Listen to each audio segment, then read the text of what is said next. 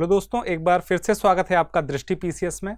Madhya Pradesh current affair के लिए हमने सीरीज शुरू की है, जिसका पहला वीडियो अभी तक आप देख चुके होंगे। अगर नहीं देखा है तो ज़रूर देख लीजिएगा। आज उसका यह दूसरा वीडियो है, जिसमें कि हम मध्य प्रदेश राज्य विशेष करंट अफेयर के बचे हुए पार्ट को कवर करेंगे। इस प्रकार इस दो वीडियो में हम मध्य प्रदेश की प्रमुख सभी घटनाओं को कवर कर लेंगे, जो कि परीक्षा के लिए बहुत ही उपयोगी हो सकती हैं।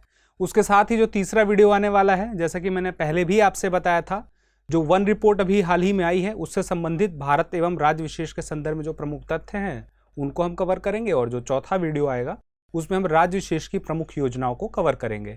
तो आज यह जो दूसरा वीडियो है, इसको बताने के साथ साथ मैं यह भी आपको बताना चाह रहा हूँ कि जो राष्ट्रीय अंतर्राष्ट्रीय महत्व के घटनाक्रम हैं तथा अन्य जो प्रमुख घटनाक्रम हैं जो राज्य विशेष के बाहर के भी हैं, उसको अगर आप कवर करना चाहते हैं तो उत्तर प्रदेश पीएससी के लिए UP PCS current affair series हमारे द्वारा भी कुछ ही समय पहले शुरू की गई थी, एक हफ्ते पहले। उसमें सारी चीज़ें वो मौजूद हैं जिन्हें आपको मध्य प्रदेश पीएससी की तैयारी के लिए चाहिए। वह तैयारी आप वहाँ से उस प्लेलिस्ट में जाके वहाँ से कर सकते हैं। बाकी शेष जो पढ़ाई आपकी ज़रूरी है करंट अफेयर की राज्य विशेष के संदर्भ में तथा रिपोर्ट एवं योजनाओं के संदर्भ में, वह सीरीज़ में हम कवर करने वाले हैं। तो चलिए शुरू करते हैं आज के हमारे पहले प्रश्न से। मुख्यमंत्री राशन आपके द्वार योजना संबंधित है। यह योजना मुख्यमंत्री जो है हमारे शिवराज सिंह चौहान जी द्वारा शुरू की गई, जो मध्य प्रदेश के 16 जिले के 74 आदिवासी विकास खंड हैं उनके लिए शुरू की गई। और इस योजना के तहत यह कोशिश की जा रही है कि जो उचित मूल्य की दुकानें हैं, उन दुकानों से व्हीकल के माध्यम से राशन को किनके जो जनजातीय लोग हैं, जनजातीय परिवार हैं, उनके तक पहुंचाया जा सके। और इस योजना का नाम क्या है? मुख्यमंत्री राशन आपके द्वार योजना। अगला प्रश्न है, मध्य प्रदेश उच्च न्यायालय के नवनियुक्त 27वें मुख्य न्यायाधीश हैं। 27वें मुख्य न्यायाधीश की बात हो रही है, जिनका नाम है रवि मलिमठ। कहीं कहीं पे मलमठ है, कहीं पे ठा की जगह पे था है। चूंकि उच्च न्यायालय की वेबसाइट में यह नाम लिखा इस प्रकार से है हिंदी में रवि मलिमठ, इसलिए हमने ठा अक्षर को लिया है। अगर था आता है तो भी वही नाम आप मान के चलिएगा, क्योंकि इंग्लिश में स्पेलिंग दोनों की सेम है। और इनकी जो अभी जो नियुक्ति हुई है 14 अक्टूबर 2021 को हुई है। अब यह तो रहे 27वें, और रवि मलिमठ जी इसके पहले बात की जाए तो उत्तराखंड, और उत्तराखंड के बाद फिर हिमाचल प्रदेश के दोनों जगहों पर वहां पर उनको कार्यवाहक मुख्य न्यायाधीश के पद पर रखा गया था। और उसके बाद अभी ये 27वें मुख्य न्यायाधीश बन चुके हैं दोनों के बाद। अब बात आती है 26वें कौन थे। तो 26वें आपको याद रखना है, पूछा जा सकता है कि किस क्रम के हैं। पहली बात तो यह है कि वर्तमान में जैसे कि उच्च न्यायालय के जो रवि मलिमठ जी हैं वो किस क्रम के मुख्य न्यायाधीश हैं मध्य प्रदेश में, तो बताया जा सकता है कि 26 हैं कि 27, इसमें से कौन से हैं। तो आपको पता होना चाहिए 27 हैं। 26वें की बात की जाए तो 26वें नंबर के जो हैं उनका नाम है मोहम्मद रफीक। ये 26वें नंबर के मुख्य न्यायाधीश हैं, और जिनकी जगह पे 14 अक्टूबर 2021 को रवि मलिमठ जी आ गए। अगला प्रश्न है, धार जिले की शिल्पकार नाम क्या है इनका? रशीदा बी खत्री को चादर पर बाघ प्रिंट की बारीक कारीगरी के लिए कौन सा पुरस्कार प्रदान किया गया है? किस प्रकार की कारीगरी है? बाघ प्रिंट की बारीक कारीगरी। कहीं कहीं पे आपको बाघ वर्ड मिलेगा और कहीं कहीं पे आपको ये शब्द मिल सकता है बाघ। तो आपको कंफ्यूज नहीं होना है, दो में से चाहे कोई भी शब्द आए, आपको उस खबर को जानना है जो कि इससे संबंधित है। तो यह कहाँ की बात है? यह है धार जिले की बात है। और क्या बात की गई है? जो राशिदा बी खत्री को चादर पर बाघ प्रिंट या तो कहें बाघ प्रिंट की बारीक कारीगरी के लिए कौन सा पुरस्कार दिया गया है? तो यह पुरस्कार दिया गया है राष्ट्रीय मेरिट पुरस्कार 2018। अगर प्रश्न आता है कि मध्य प्रदेश की शिल्पकार राशिदा बी खत्री का संबंध निम्नलिखित में से किसमें से है, तो उसमें से एक ऑप्शन क्या होगा? बाघ प्रिंट या बाघ प्रिंट।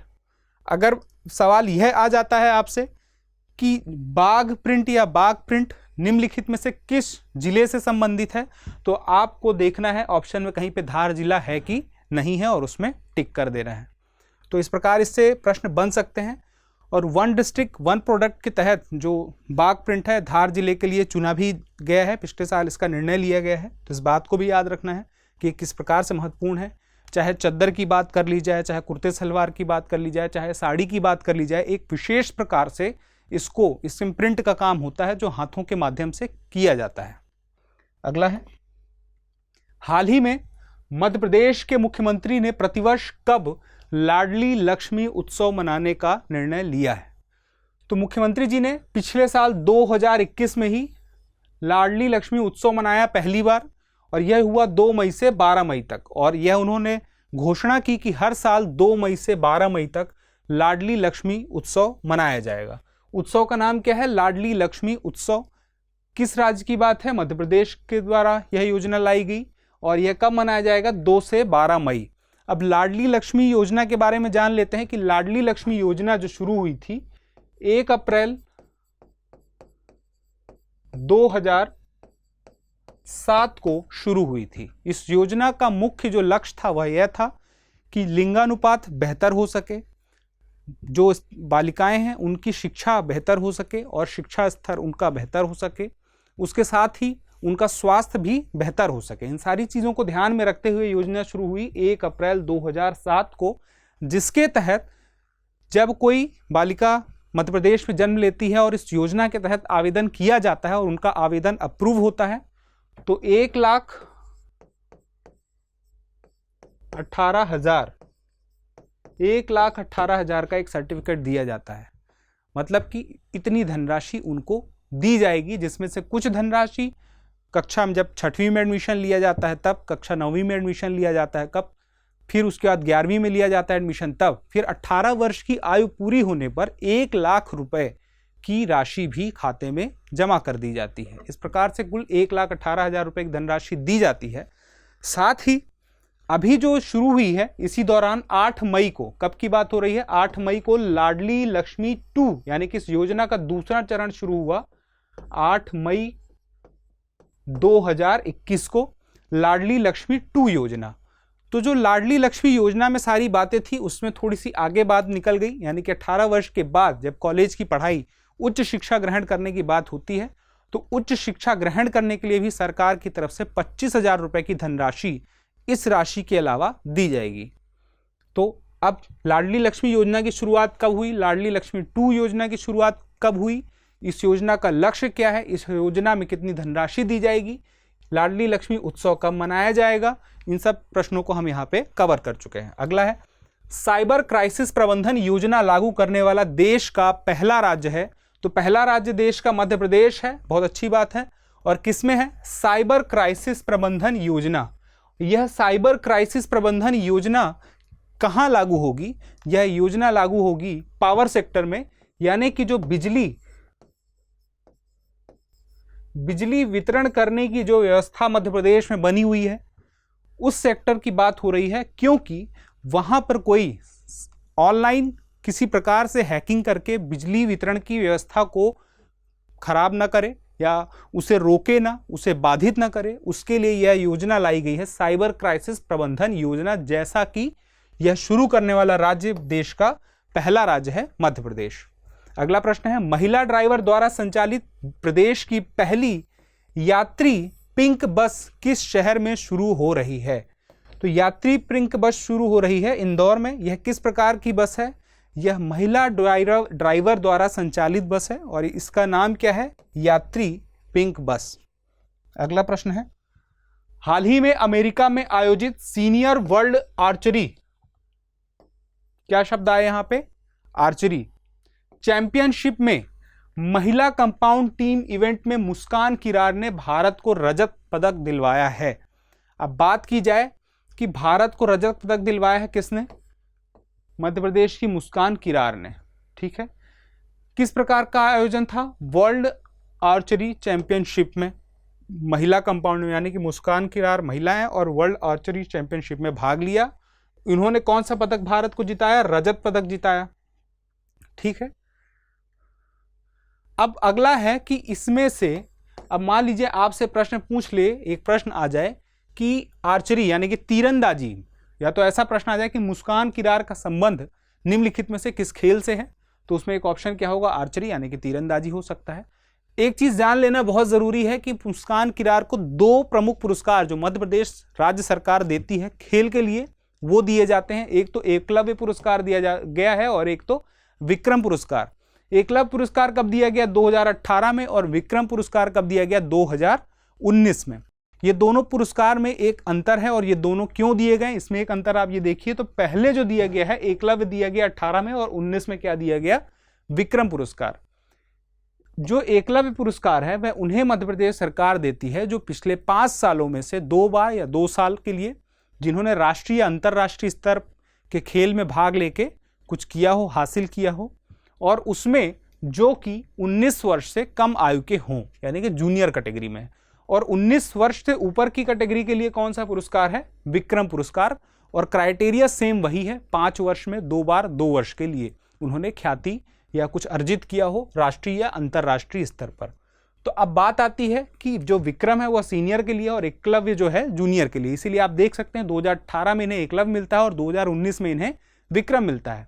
अब आपसे यह भी सवाल पूछा जा सकता है, एक तो मैंने आपको बताया इनकी कैटेगरी क्या है, उम्र क्या है, किस प्रकार का पुरस्कार है, किससे संबंधित है, और दूसरी बात कि इन पुरस्कार की शुरुआत कब हुई। तो आप देखिए विक्रम पुरस्कार की शुरुआत 1990 में हुई है, उसके बाद एकलव्य पुरस्कार की शुरुआत 1994 में हुई है।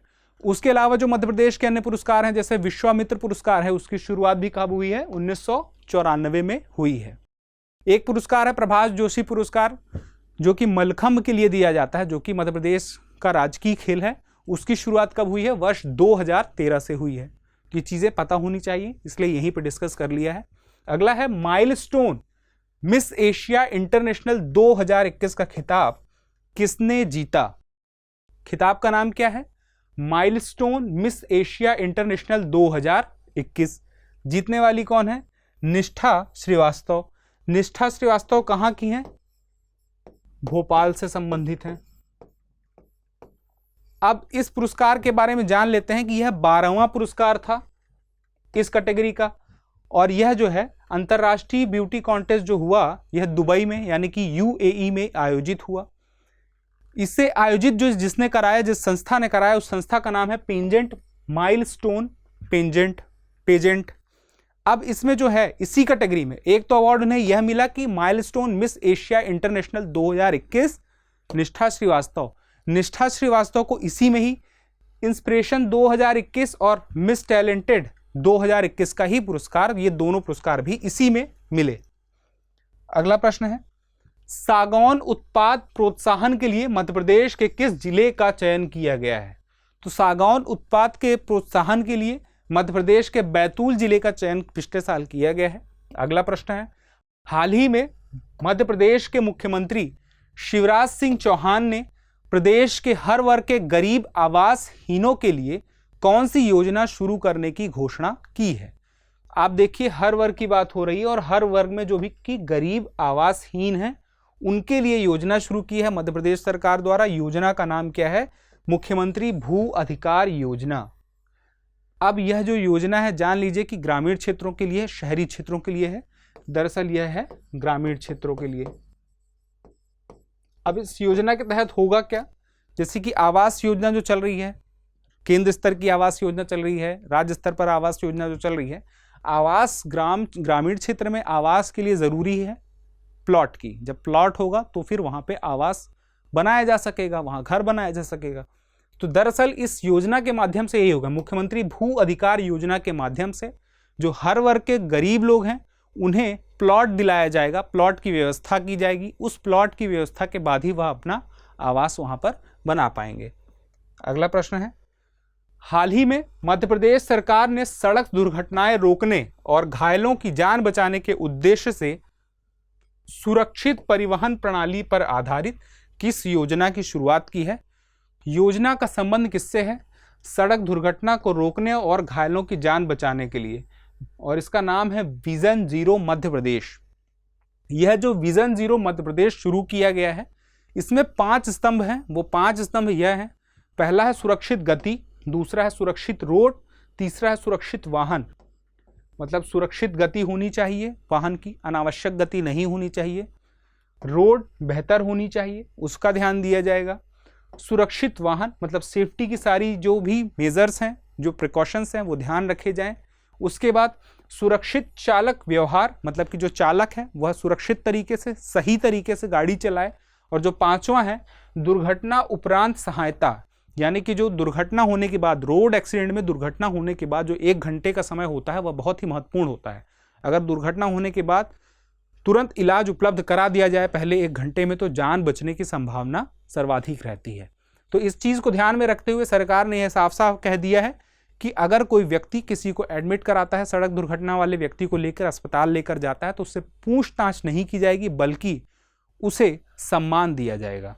अगला प्रश्न है, भारत का सबसे स्वच्छ शहर जिसे देश का पहला वाटर प्लस शहर घोषित किया गया है। यह बहुत ही इंपॉर्टेंट है। यह चाहे तो आप इसको राष्ट्रीय स्तर की खबर मानिए, चाहे राज्य स्तर की, चाहे अंतरराष्ट्रीय स्तर की, अपने आप में एक बड़ी बात है। क्यों? क्योंकि यह भारत का सबसे स्वच्छ शहर तो था ही, मतलब पिछले 5 साल से जो स्वच्छता सर्वेक्षण की रिपोर्ट आ रही है उसमें यह सबसे स्वच्छ शहर है। और इसके साथ ही उसे देश के पहले वाटर प्लस शहर का तमगा भी मिल गया है। तो यह अपने आप में एक बहुत बड़ी उपलब्धि बन जाती है। अब इसमें क्या है कि यह वाटर प्लस से मतलब क्या है? वाटर प्लस से मतलब सीधा सीधा यह है कि जो किसी शहर का अपशिष्ट जल है, उस अपशिष्ट जल का पूरा यानी कि जितना भी अपशिष्ट जल है उसका 100% ट्रीटमेंट करके उसका निपटान, जो वहाँ के जो जल संसाधन है उनमें जब किया जाए तो उसका पूरा का पूरा निपटान ट्रीटमेंट होने के बाद मतलब उसको साफ करने के बाद उसको किया जाए। साथ ही जिस वाटर का ट्रीटमेंट, जिस अपशिष्ट जल का ट्रीटमेंट हुआ है, कम से कम उसका 10% अगर वह शहर फिर से इस्तेमाल कर ले तो हम इसको क्या कहेंगे? वाटर प्लस शहर।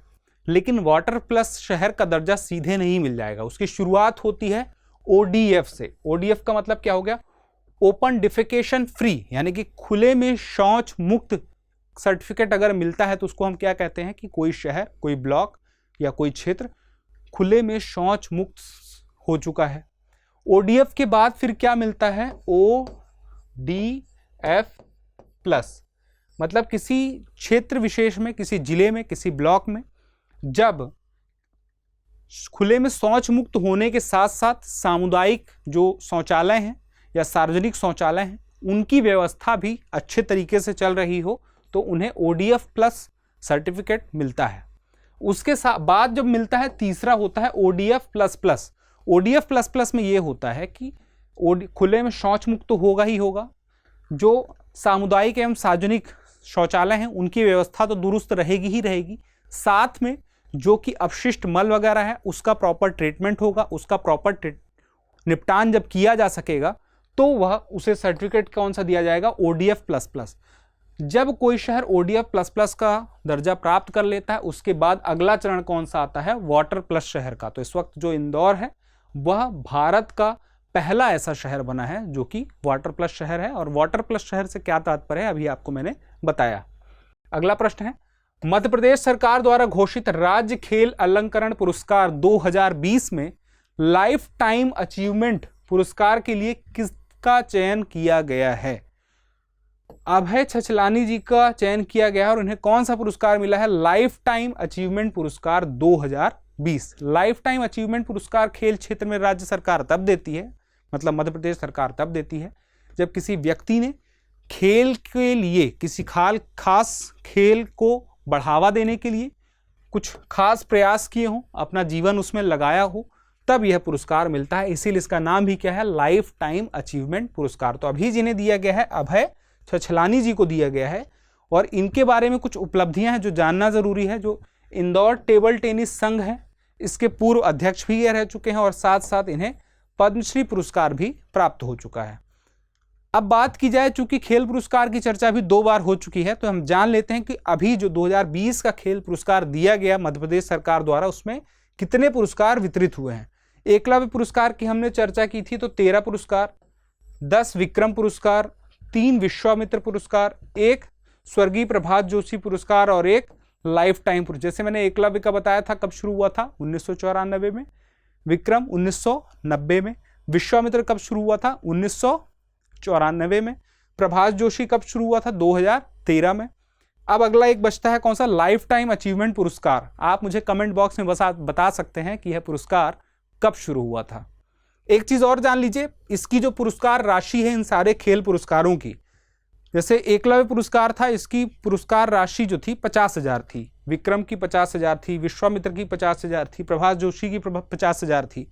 लेकिन पिछले साल शिवराज सिंह चौहान जी ने घोषणा की और इनकी पुरस्कार राशि को दुगना कर दिया। मतलब एकलव्य जो है उसकी 50 से 1 लाख रुपए हो गई पुरस्कार राशि, विक्रम की 1 लाख, विश्वामित्र की विक्रम की 1 लाख तो थी ही, तो इसकी 2 लाख हो गई, विश्वामित्र की 2 लाख, प्रभास जोशी 2 लाख, इस तरह बाकी सारी 2 लाख हो गई हैं और एकलव्य जो है वह 50,000 से 1 लाख में पहुंच चुका है। तो पुरस्कार राशि अगर अपडेट हो चुकी है तो आप भी अपडेट हो जाइए इस फैक्ट को लेकर के। अगला प्रश्न है, प्रश्न नहीं है, उसी से संबंधित है। जो एकलव्य पुरस्कार मैंने आपको बताया जो मिले हैं वो किन्हें किन्हें मिले हैं हाल ही में, वह देख सकते हैं। आप चाहें तो स्क्रीनशॉट भी ले सकते हैं, मैं हट जाता हूं। अब आप इसमें कुछ चीजें जो देखेंगे जो आपको पढ़ते वक्त ध्यान में रखनी है, जैसे कि व्यक्तिगत खेल में सुषमा वर्मा को मिला है, किसके लिए, कयांकिंग और कैनोइंग के लिए, और इनका संबंध कहां से है, सीहोर से है। तुषिता सिंह जो है उनका संबंध सॉफ्ट टेनिस से है और ये कहां की है, भोपाल की है। स्पर्श खरे वुशु जबलपुर, अर्जुन सिंह घुड़सवारी भोपाल। इस प्रकार से आपको पढ़ना है कि तीनों चीजें पता हो, एक तो खिलाड़ी का नाम, किस खेल से उसका संबंध है और किस शहर से उसका संबंध है, ये तीनों बातें आपको पता होनी चाहिए। तो एक तो व्यक्तिगत खेल में हो गया और दूसरा आप देखिए यहाँ पे क्या है, दलीय खेल में साधना सेंगर जो है हॉकी होशंगाबाद एवं ध्रुवराज कुर्रे पावर लिफ्टिंग भोपाल। तो ये चीजें भी आप देख लीजिए, इससे भी आपको क्लियर होगा, स्क्रीनशॉट रख लीजिए, डायरेक्ट क्वेश्चन इससे पूछा जा सकता है। अगला प्रश्न है विक्रम पुरस्कार। अब देखिए प्रश्न ये सेम वही आगे की बात है कि व्यक्तिगत खेल में जिनको विक्रम पुरस्कार मिला है, जैसे विश्वजीत सिंह है, किस खेल के लिए, कैनो स्लालम, किसके लिए, मतलब स्थान कौन सा है, होशंगाबाद। अगला कौन है, सुनिधि चौहान शूटिंग, स्थान कौन सा है, भोपाल। निधि नन्हेट कराटे बालाघाट। परिधि जोशी जो कि घुड़सवारी से संबंधित है और इनका जो संबंधित जिला है वह इंदौर है।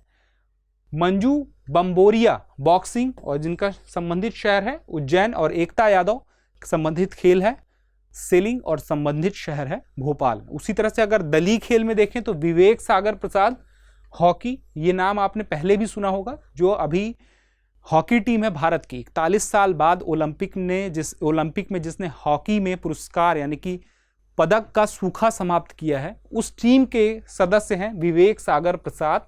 और विवेक सागर प्रसाद का संबंध जो है यहाँ पे होशंगाबाद से दिया हुआ है।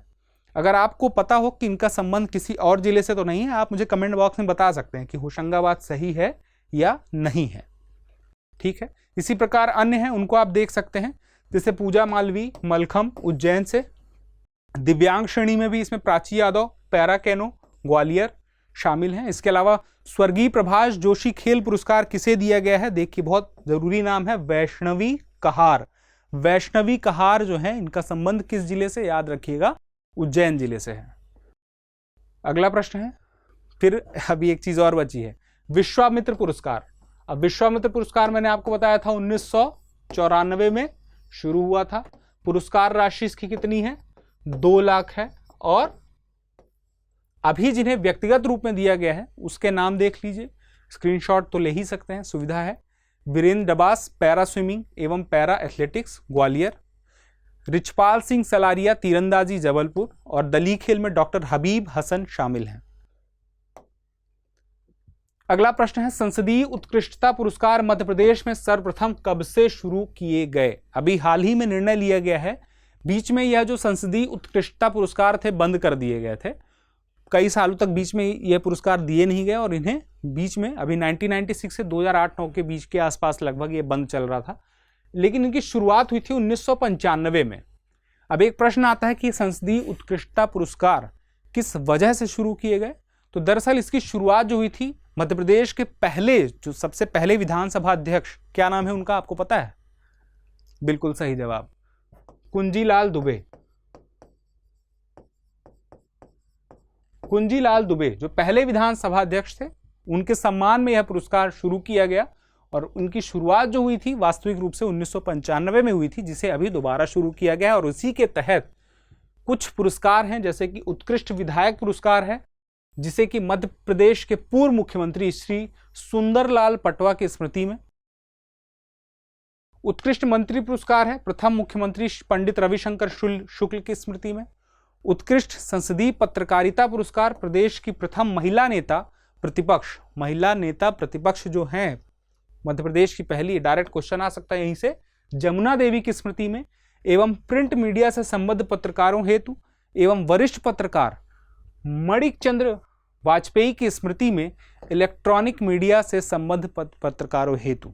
अगला है उत्कृष्ट विधानसभा अधिकारी पुरस्कार, जिसमें कि प्रथम विधानसभा अध्यक्ष पंडित कुंजीलाल दुबे की स्मृति में शुरू किया गया। अगला है उत्कृष्ट विधानसभा कर्मचारी पुरस्कार, प्रथम विधानसभा सचिव की बात हो रही है, मध्य प्रदेश के पहले मुख्य सचिव की बात नहीं हो रही है, उनका नाम कुछ और है। अगर आपको पता है तो आप कमेंट बॉक्स में बता सकते हैं। यहाँ पे बात हो रही है प्रथम विधानसभा सचिव की, जो कि हैं रांगोले जी। अगला है 26 जुलाई 2021 को मध्य प्रदेश के मुख्यमंत्री शिवराज सिंह चौहान ने देवारंडी योजना का शुभारंभ किया। इसका संबंध किससे है? इसका संबंध है आयुर्वेद से। मध्य प्रदेश के मुख्यमंत्री शिवराज सिंह चौहान यह चाहते हैं कि जो आयुर्वेद से संबंधित जो ज्ञान है, जो जैसे कि मान लीजिए कि हल्दी का भी जो ज्ञान है उसका उपयोग किस प्रकार किया जा सकता है, इसी प्रकार से जितने भी वनोत्पाद हैं या जड़ी बूटियां हैं जिनका उपयोग आयुर्वेद में किया जा सकता है, उसके लिए एक सिस्टम बनाया जा सके और उसको बढ़ावा दिया जा सके, उसके लिए कौन सी योजना शुरू की गई है? देवारंडी योजना। इससे यह भी फायदा होगा कि ऐसे जो क्षेत्र हैं जैसे जनजातीय क्षेत्र हैं उनके लिए स्वरोजगार के अवसर या उनके लिए भी एक रोजगार की व्यवस्था बेहतर तरीके से बन सकेगी। अगला प्रश्न है, हाल ही में मध्य प्रदेश की पहली ई मंडी का दर्जा प्राप्त हुआ है। किसे प्राप्त हुआ है? कृषि उपज मंडी हरदा को प्राप्त हुआ है। यह किस प्रकार की मंडी है? ई मंडी का दर्जा।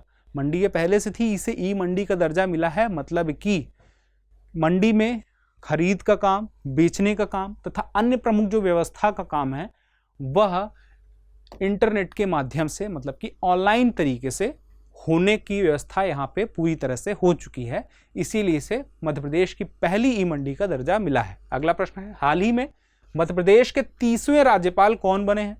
30वें राज्यपाल बने हैं मंगू भाई पटेल। अब मंगू भाई पटेल के पहले जो राज्यपाल का प्रभार अभी जिसे दिया गया था उसको जान लेते हैं। आनंदीबेन पटेल को दिया गया था। आनंदीबेन पटेल।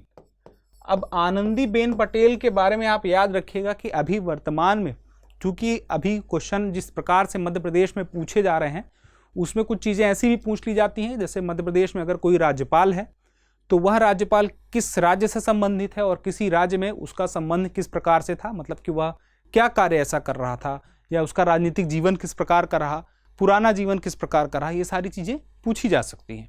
तो इसमें आपको पता होना चाहिए, फिलहाल के लिए वर्तमान में करंट अफेयर के स्तर पर तो पता ही होना चाहिए कि अगर मंगू भाई पटेल अभी राज्यपाल 30वें बने हैं तो इनके पहले कौन थी?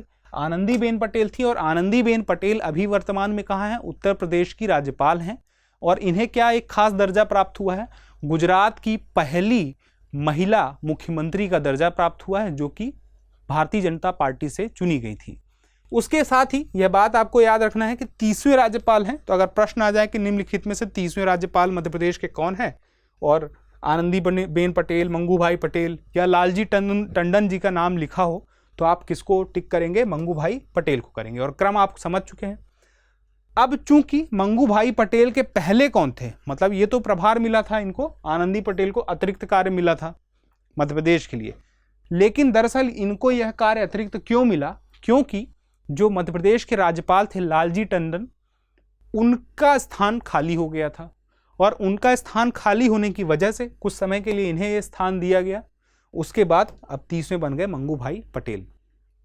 अगला प्रश्न है, हाल ही में मध्य प्रदेश ओलंपिक संघ के चौथी बार अध्यक्ष बने हैं। चौथी बार ना कि सिर्फ अध्यक्ष बने हैं, लगातार चौथी बार अध्यक्ष, मतलब 1 2 3 4 बार लगातार ये बने हैं। और इनका नाम है रमेश मेंदोला, जिनका संबंध भारतीय जनता पार्टी से है, उसके नेता हैं। और ये कहाँ की बात हो रही है? मध्य प्रदेश ओलंपिक संघ की बात हो रही है। अब मैं आपसे पूछूं कि मध्य प्रदेश ओलंपिक संघ कहाँ पर है मध्य प्रदेश में, और 4 ऑप्शन लिखे होंगे तो उसमें आपको एक ऑप्शन जो मिलेगा वह मिलेगा जबलपुर। तो जबलपुर में मध्य प्रदेश ओलंपिक संघ है, जिसके अध्यक्ष लगातार चौथी बार कौन बने हैं? रमेश मेंदोला बने हैं। अभी इसी साथ जब चौथी बार यह रमेश मेंदोला बने चौथी बार अध्यक्ष, तो इसी समय जो इस समिति के अध्यक्ष बने, मतलब मध्य प्रदेश ओलंपिक संघ के जो सचिव बने हैं, सचिव कौन बने हैं? मध्य प्रदेश के सचिव किसके? ओलंपिक संघ के। बिल्कुल सही जवाब। मध्य प्रदेश के जो पूर्व मुख्यमंत्री रह चुके हैं कांग्रेस के, दिग्विजय सिंह। ठीक है, अगला है मध्य प्रदेश की तत्कालीन राज्यपाल आनंदीबेन पटेल ने मध्य प्रदेश के लोकायुक्त जस्टिस नरेश कुमार गुप्ता की किस पुस्तक का विमोचन किया है? और पुस्तक का नाम क्या है? जज योर जजमेंट। और यह किसने लिखी है? लोकायुक्त नरेश कुमार गुप्ता ने लिखी है। और यह किसने उनकी विमोचन किया है किताब का? आनंदीबेन पटेल ने, क्योंकि उस वक्त में तत्कालीन राज्यपाल वही थी। अगला प्रश्न है मध्य प्रदेश के ओंकारेश्वर में निर्माणाधीन 108 फीट ऊंची एकात्मता की प्रतिमा, यानी कि जिसे इंग्लिश में क्या नाम दिया गया है? स्टैचू ऑफ वननेस, किसकी प्रतिमा है? तो यह प्रतिमा है जो शंकराचार्य हैं उनकी प्रतिमा है। शंकराचार्य का जन्म 8वीं शताब्दी में हुआ था और ओंकारेश्वर में इनके लिए 108 फीट की ऊंची प्रतिमा बनाई जा रही है, जो कि बहुत, आप देख ही रहे हैं 108 फीट ऊंची है, मतलब कि ना सिर्फ मध्य प्रदेश के लिए, भारत के लिए एक बड़ी बात है। और इसका नाम क्या रखा गया है? Statue of oneness. यह जो 108 फीट की प्रतिमा बनेगी, किस धातु की बनेगी? यह बनेगी अष्ट धातु की। पहली बात। दूसरी बात यह कि यह ओंकारेश्वर में क्यों बन रही है? ओंकारेश्वर कहाँ है पता है आपको? अगर आपको पता है तो आप कमेंट बॉक्स में बता सकते हैं। अगला है ओंकारेश्वर में आखिर ये बन क्यों रही? क्योंकि ओंकारेश्वर जो है, ओंकारेश्वर क्या है? 12 ज्योतिर्लिंगों में से एक ज्योतिर्लिंग है। यहीं पर शंकराचार्य जी ने अपने गुरु से दीक्षा ली थी और दीक्षा लेने के साथ ही उन्होंने यहीं से अपनी यात्रा शुरू की थी, आगे की यात्रा। और इस वजह से चूंकि यहाँ पे इन्होंने दीक्षा ली थी और दीक्षा लेने के लिए जो स्थान चुना था वह एक पर्वत है जिसका नाम क्या है? मंधाता। यह मंधाता पर्वत जो है वहां पर, यह मंधाता पर्वत क्या है? दरअसल एक टापू किस्म का है जो ओंकारेश्वर में नर्मदा नदी जो है 2 हिस्सों में बट रही है। 2 हिस्सों के बीच में जो एक टापू निर्मित हुआ है उसे ही मंधाता पर्वत कहा गया है। तो इसी मंधाता पर्वत में 108 फीट ऊंची शंकराचार्य की प्रतिमा, जिसका नाम क्या है? स्टैचू ऑफ वननेस, जो कि अष्ट धातु से बनेगी, इसका पता होना चाहिए। अगला प्रश्न है हाल ही में मध्य प्रदेश में शहर 100% स्मार्ट मीटर वाला पहला शहर बना है। मतलब कौन सा शहर है जो पहला ऐसा बना है? तो है महू। महू किस शहर में आता है, मतलब किस जिले में आता है? तो महू इंदौर में आता है। अब बात की जाए कि स्मार्ट मीटर से इसका क्या मतलब है। एक तो पहली बात यह होगी कि 100% स्मार्ट मीटर, और उसमें भी यह जो है मध्य प्रदेश में पहला ऐसा शहर है। तो पहला ऐसा शहर है जहां 100% स्मार्ट मीटर लगे हैं। कौन सा है? महू। और स्मार्ट मीटर से सीधा सीधा मतलब यह है कि जो मीटर की जो रीडिंग है उसको लेने के लिए कोई व्यक्ति नहीं आएगा कि इस महीने की रीडिंग ये हुई, अगले महीने की हुई है। वो ऑटोमेटिक अपने आप जहां उसे पहुंचना चाहिए बिल बनने के लिए वो रीडिंग पहुंच जाएगी। उसके साथ ही जब किसी के नाम से जो कनेक्शन रहेगा उस मीटर के बारे में सारी जानकारी एक ऐप के माध्यम से, जो कि उपभोक्ता रहेगा, मतलब उस मीटर के माध्यम से जो बिजली का उपभोग कर रहा है उसको भी सारी जानकारी मिलेगी। उसके लिए एक ऐप भी डेवलप की गई है और ऐप का नाम क्या है? ऊर्जस ऐप। ठीक है, अगला प्रश्न है हाल ही में मध्य प्रदेश में किस लोकप्रिय कार्टून चरित्र के माध्यम से कोरोना जागरूकता अभियान चलाया गया? तो मध्य प्रदेश में कोरोना जागरूकता अभियान चलाने के लिए किस लोकप्रिय कार्टून कैरेक्टर को चुना गया था? अगर यह प्रश्न आता है तो आपको याद रखना है, इसका सही उत्तर होगा मोटू पतलू। ये दोनों जो चरित्र हैं एक भारतीय प्लॉट पर बने हैं, मतलब कि दोनों चरित्र भारतीय हैं। मोटू की खासियत यह है कि वह समोसा बहुत खाता है और पतलू की खासियत यह है कि वह टकला है। मतलब कि यह उसको कैरेक्टर को इस तरह से डेवलप किया गया है। अगला प्रश्न है, एनीमिया मुक्त भारत के वर्ष 2020-21 के इंडेक्स में देश में कौन सा राज्य पहले स्थान पर रहा? तो पहले स्थान पर रहने वाला राज्य है मध्य प्रदेश, और यह इंडेक्स किस वर्ष के लिए है? 2020-21 के लिए है, और एनीमिया मुक्त भारत इंडेक्स का नाम भी है, याद रखिएगा, उसमें मध्य प्रदेश का स्थान पहला है। अगला प्रश्न है, 29 जून 2021 को मध्य प्रदेश के किस शहर में एशिया के सबसे लंबे हाई स्पीड टेस्ट ट्रैक का उद्घाटन किया गया? हाई स्पीड टेस्ट ट्रैक को क्या शॉर्ट में कहा गया है? नेटरैक्स, NATRAX का उद्घाटन किया गया है। यह उद्घाटन किया गया है पीथमपुर में। आपको बहुत जगह अखबारों में, न्यूज़ चैनल में यह देखने सुनने को मिलेगा कि यह जो है इंदौर में है, लेकिन आपको याद रखना है यह मध्य प्रदेश के धार जिले में है। ठीक है, पीथमपुर औद्योगिक क्षेत्र है, मध्य प्रदेश के धार जिले में है, और इसे सेज का दर्जा, मतलब स्पेशल इकोनॉमिक जोन, विशेष आर्थिक क्षेत्र का दर्जा भी मिला हुआ है। क्या है? SEZ। अब इसमें क्या बात हो रही है, प्रश्न को फिर से एक बार देखते हैं कि 29 जून 2021 को मध्य प्रदेश के शहर में एशिया के सबसे लंबे हाई स्पीड टेस्ट ट्रैक यानी कि नेटरैक्स का उद्घाटन किया गया है, पीथमपुर में किया गया है। नेटरैक्स से सीधा सीधा मतलब यह है नेशनल ऑटोमोटिव टेस्ट ट्रैक्स। यह किस प्रकार का है? एशिया का सबसे लंबा, और इसकी लंबाई कितनी है? 11.3 किलोमीटर। एशिया का सबसे लंबा है, और पूरे विश्व की बात करें तो पूरे विश्व में भी इसका जो स्थान है वह कौन सा है? 5वां है, 5th है। अब यह क्यों बनाया गया है और यही क्यों बनाया गया है? 2 प्रश्न आपके दिमाग में आनी चाहिए। यह बनाया इसलिए गया है जो कि गाड़ियां होती हैं, वाहन उद्योग में जो, मतलब वाहन निर्माण उद्योगों के द्वारा जो गाड़ियां बनाई जाती हैं, वाहन बनाए जाते हैं, उनकी टेस्टिंग होती है। मतलब वह रोड पे उनका परफॉर्मेंस कैसा है, चाहे उनकी स्पीड हो, चाहे उनका बैलेंस हो, चाहे उनकी हैंडलिंग हो, हर प्रकार के परफॉर्मेंस को चेक करने के लिए एक टेस्ट की जरूरत, एक ट्रैक की जरूरत पड़ती है, और उसका नाम क्या है? नेशनल ऑटोमोटिव टेस्ट ट्रैक, जिसे ये बनाया गया है। अभी तक जो टेस्ट की बात होती थी तो उसके लिए खास जो टेस्ट किए जाने होते थे, जो स्पेशल टेस्ट किए जाने होते थे, उसके लिए गाड़ियों को बाहर विदेशों में लेकर जाया जाता था। और अब चूंकि यह ट्रैक भारत में बन चुका है, इसलिए गाड़ियों को बाहर ले जाने की जरूरत नहीं है, क्योंकि यह विश्व स्तरीय ट्रैक है, दुनिया में 5वां और एशिया में पहला सबसे लंबा ट्रैक है। हर प्रकार की कंडीशन, जो प्रमुख कंडीशन है, चाहे गति को देखना हो, चाहे उसकी हैंडलिंग को देखना है, चाहे सस्पेंशन को देखना है, इसमें किस प्रकार की रफ्तार, मतलब 350 से भी ऊपर की रफ्तार से गाड़ी चलाई जा सकती है। साथ ही अब चूंकि यह बात आती है पीथमपुर में क्यों बना है, पीथमपुर में ही क्यों बनाया गया? लगभग 1000 एकड़ से भी ज़्यादा क्षेत्र में यह बना है। 11.3 किलोमीटर का यह ट्रैक, क्योंकि सीधा सीधा लंबा ट्रैक नहीं है, काफ़ी मतलब लंबाई और चौड़ाई दोनों उसमें मौजूद है, क्योंकि अलग अलग पैटर्न पर यह ट्रैक बना है।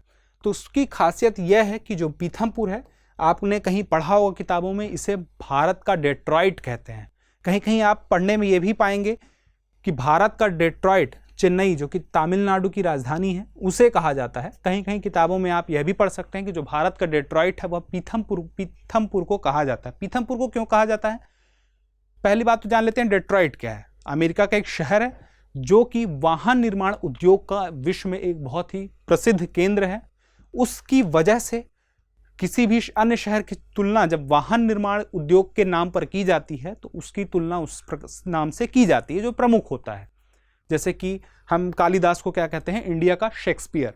उसी प्रकार से यह तुलना की जाती है कि जो पीथमपुर है वह भारत का डेट्रॉइट है, लेकिन कहीं कहीं मिलता है जो है चेन्नई भारत का डेट्रॉइट है।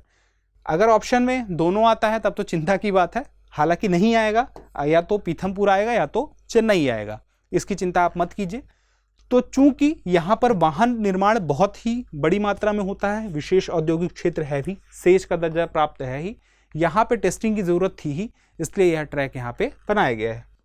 अगला प्रश्न है, 1 जून 2021 को सुपोषित मध्य प्रदेश की संकल्पना के अंतर्गत किस नीति का अनुमोदन किया गया है? तो इसका सही उत्तर है पोषण नीति 2020।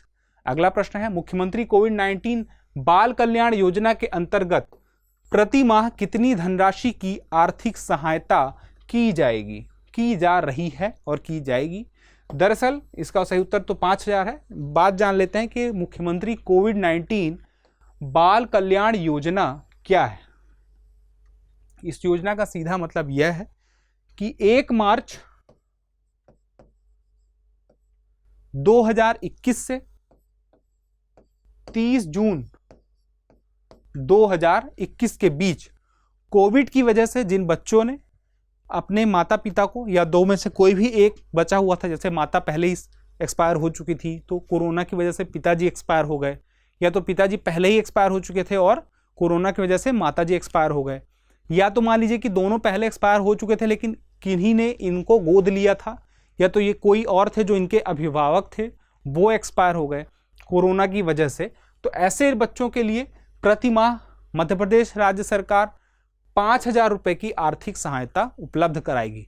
ना सिर्फ 5,000 रुपए की आर्थिक सहायता उपलब्ध कराएगी, हर महीने राशन भी साथ में दिया जाएगा। 5,000 प्लस प्रति माह का राशन भी साथ में दिया जाएगा। योजना का नाम क्या है? मुख्यमंत्री कोविड-19 बाल कल्याण योजना। और यह किस समयावधि के बीच की घटना से संबंधित है? 1 मार्च से 30 जून 2021 की घटना से संबंधित है। अगला प्रश्न है, यह वही दौर था जब कोरोना का सेकंड वेव चल रहा था जिसकी वजह से बहुत ही ज्यादा लोगों की जानें गई थी। वर्ष 2021 में मध्य प्रदेश में चले गए, सॉरी यहां पे चले गए है, चले गए नहीं होगा, यहां पे होगा चलाए गए अंकुर कार्यक्रम का संबंध किस प्रक्रिया से है? तो अंकुर कार्यक्रम का जो संबंध है वह है वृक्षारोपण से। पिछले साल यह वर्ष 2021 में कार्यक्रम चलाया गया था जिसका सीधा सीधा मतलब यह था कि अंकुर कार्यक्रम एक चलाया जाएगा जिसके माध्यम से सरकार कोशिश करेगी कि लोग वृक्षारोपण करें। एक प्रकार से ऐसा था कि कुछ सर्टिफिकेट दिए जाएंगे, कुछ पुरस्कार दी जाएगी, पुरस्कार देने के लिए यह कार्यक्रम चलाया गया था जिससे लोग प्रेरित हो सकें। तो उसके लिए सहायता के लिए एक ऐप बनाई गई। ऐप का नाम है वायुदूत। वायुदूत ऐप के माध्यम से मान लीजिए कोई भोपाल में है और वह वायुदूत ऐप को इंस्टॉल करेगा, उसने कहीं पे वृक्षारोपण किया है उसकी फोटो खींचेगा और फोटो खींच के भेज देगा। उसको वेरीफाई किया जाएगा कि या सच में उसने वृक्षारोपण किया है कि नहीं किया है। 1 या 2 महीने के अंतराल में उसको चेक किया जाएगा, जिस जगह पर वो बता रहा है, जो एड्रेस उसने बताया वहाँ उसने वृक्षारोपण किया है कि नहीं किया है, उसकी देखभाल की है कि नहीं की है। इसी प्रकार से पूरे राज्य के बहुत अलग अलग क्षेत्र से लोग इस ऐप का, वायुदूत ऐप का इस्तेमाल करके वृक्षारोपण में मदद करेंगे और इस कार्यक्रम का नाम क्या होगा? अंकुर ऐप। उसके बाद जो विजेता हैं या जो जिन्हें चुना गया है मध्य प्रदेश सरकार की तरफ से, तो उसमें वृक्ष वीर और वृक्ष वीरांगना नाम के 2 सर्टिफिकेट दिए गए। जो लड़के हैं उनको वृक्ष वीर कहा गया और जो लड़कियां हैं उन्हें वृक्ष वीरांगना कहा गया। अगला प्रश्न है, मध्य प्रदेश सरकार द्वारा राज्य कार्यरत समस्त नियमित स्थायी कर्मी, दैनिक वेतन भोगी शासकीय सेवकों की कोविड-19 के कारण मृत्यु होने पर उनके परिवार को किस योजना के माध्यम से आर्थिक सहायता की जा रही है? वही कोरोना के सेकेंड वेव के टाइम पे जब कोविड-19 की वजह से राज्य सरकार में, जैसे मध्य प्रदेश सरकार में नियमित कर्मचारी थे या स्थायी कर्मचारी थे या दैनिक वेतन भोगी थे, या तो जैसे कि आशा वर्कर थी और आंगनवाड़ी के कार्यकर्ता थे, तो इन सब की मृत्यु होने पर उनके परिवार को मुख्यमंत्री कोविड-19 विशेष अनुग्रह योजना के तहत वित्तीय सहायता दी गई। अगला प्रश्न है, मध्य प्रदेश सरकार ने आयुष क्योर ऐप से निःशुल्क आयुष चिकित्सा ऑनलाइन परामर्श के लिए किस योजना को प्रारंभ किया है? योजना का नाम क्या है? वैद्य आपके द्वार। अब चूंकि ऑनलाइन परामर्श दिया जाएगा तो किस ऐप के माध्यम से? आयुष क्योर ऐप के माध्यम से। यह किस प्रकार की चिकित्सा होगी? आयुष चिकित्सा होगी और पूरी तरह निःशुल्क चिकित्सा होगी। ठीक है, अगला प्रश्न है, 22 मई 2021 को मध्य प्रदेश सरकार ने किस नई बीमारी को महामारी घोषित किया है? तो ये जो बीमारी है इससे कहा जाता है ब्लैक फंगस, और इसका एक और जो नाम है जो बहुत ही फेमस है, उसको क्या कहते हैं? ब्लैक फंगस को म्यूकर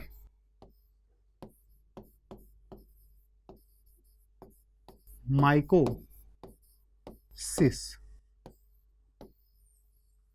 म्यूकर माइकोसिस। आपको ऑप्शन दिया जाए कि ब्लैक फंगस को किस नाम से जाना जाता है? 4 ऑप्शन हो तो उसमें से एक नाम क्या होगा? म्यूकरमाइकोसिस। अब यह ब्लैक फंगस क्या है? वायरस है? नहीं। कोविड-19 वायरस की वजह से होने वाला एक महामारी था, लेकिन ये जो ब्लैक फंगस जिसे भारत के कई राज्यों ने महामारी का दर्जा दिया पिछले साल, यह जो है फंगस की वजह से होता है। अब यह फंगस की वजह से होता है तो यह कहाँ प्रभावित करता है? हमारे आँखों के माध्यम से आँख को प्रभावित करता है, नाक में प्रवेश कर जाए नाक में, और दिमाग तक पहुँच जाए तो दिमाग को प्रभावित करता है, बहुत तेज़ी से प्रभावित करता है। और यह किन लोगों को प्रभावित करता है? जैसे कि कोविड-19 के दौरान जब लोगों को कोरोना हुआ तो उस दौरान उनकी इम्यूनिटी ट्रीटमेंट के दौरान काफ़ी कम हो गई थी, जैसे स्टेरॉइड वगैरह दिए जा रहे थे, उस वजह से कम हुई, या तो कोरोना की वजह से ही उनकी इम्यूनिटी कम हो गई, या जैसे कि जो विशेष रूप से गंभीर रोगी हैं उनकी इम्यूनिटी कम रहती है, ऐसे लोगों को ब्लैक फंगस की प्रॉब्लम बनने की संभावना या होने की संभावना ज़्यादा रहती है। तो इस ब्लैक फंगस के होने से जान का खतरा भी पूरा बना ही रहता है, और यह तेज़ी से फैल रही थी, इसके फैलने की दर भी बढ़ती जा रही थी, जिस वजह से राज्य सरकारों ने भारत में इसे महामारी का दर्जा देना शुरू किया। और यह इसका नाम पूछ लिया जाए तो क्या है? म्यूकरमाइकोसिस। अब यहाँ पे एक नाम आता है कोविड का, अब आ गया है तो देख लेते हैं। कोविड, COVID-19, इसके फुल फॉर्म को किस तरह से समझा जाएगा तो आपको याद रखना है। CO मतलब क्या है? कोरोना। VI मतलब क्या है? वायरस। अभी मैंने बात की थी ना, ब्लैक फंगस जो है वायरस नहीं है, ये बीमारी महामारी वायरस की वजह से नहीं है, लेकिन कोविड-19 वायरस की वजह से। क्यों? कोरोना, CO, VI वायरस, और D मतलब डिजीज, और 19 मतलब 2019 में, दिसंबर 2019 में इसकी पहचान हुई थी, इस वजह से इसका पूरा नाम क्या पड़ा? कोविड-19। अगला प्रश्न है, 7 मई 2021 को मध्य प्रदेश के आर्थिक रूप से कमजोर परिवारों के निःशुल्क कोविड उपचार के लिए कौन सी योजना शुरू की गई? याद रखिएगा 7 मई को शुरू की गई थी, और जो आर्थिक रूप से कमजोर परिवार हैं उनके निःशुल्क कोविड उपचार के लिए। किस प्रकार का उपचार है? निःशुल्क कोविड उपचार है। योजना का नाम क्या है? मुख्यमंत्री कोविड उपचार योजना। अगला प्रश्न है, मध्य प्रदेश के गांव को पंचायती राज पुरस्कार 2022 कब दिया गया? यह दिया गया है 24 अप्रैल 2022 को। किस प्रकार का पुरस्कार है? पंचायती राज पुरस्कार है। तो ना सिर्फ मध्य प्रदेश के गांव को के लिए दिया गया है, पूरे भारतवर्ष के जितने भी गांव हैं जिन्हें जिन्हें यह दिया गया है उनको दिया गया है। अब यह कब दिया जाता है? 2022 का तो 24 अप्रैल को दिया, 21 का 24 अप्रैल, उसके पहले 24 अप्रैल। 24 अप्रैल को ही पंचायती राज पुरस्कार दिया जाता है, यह बात तय है। अब 24 अप्रैल को क्यों दिया जाता है? क्योंकि 24 अप्रैल को क्या बोलते हैं? पंचायती राज दिवस। 24 अप्रैल को पंचायती राज दिवस मनाया जाता है। 24 अप्रैल को पंचायती राज दिवस क्यों मनाया जाता है? 73वां संविधान संशोधन 1992 जो कि लागू हुआ था 24 अप्रैल 1993 से। तो 24 अप्रैल 93 से पंचायती राज लागू हुआ, इस वजह से वह कानून लागू हुआ। यह पंचायती राज दिवस हम मना रहे हैं किस वर्ष से? यह याद रखिएगा 2010 से। तो 1993 से ही नहीं मना रहे हैं, 1993 को तो लागू हुआ था पंचायती राज कानून। पंचायती राज दिवस मनाने का निर्णय 2010 से लिया गया। अब यह पंचायती राज के बारे में जान लेते हैं, ये किस प्रकार के पुरस्कार हैं। पंचायती राज पुरस्कार 4 प्रकार के हैं। पहला तो है दीनदयाल उपाध्याय पंचायत सशक्तिकरण पुरस्कार। कुल मिला के मोटी मोटी इतनी बातें जानने की जरूरत नहीं है, जो मुख्य बात है वो बता देता हूं। दीनदयाल उपाध्याय पंचायत सशक्तिकरण जो पुरस्कार है वो पंचायत के 3 स्तर पर दिया जाता है। ठीक है, 3 स्तर कौन से हैं? जिला स्तर है, ब्लॉक यानी कि जनपद स्तर है, और तीसरा ग्राम यानी कि जो ग्राम पंचायत होती है। उसके बाद दूसरा है नानाजी देशमुख राष्ट्रीय गौरव ग्राम सभा पुरस्कार।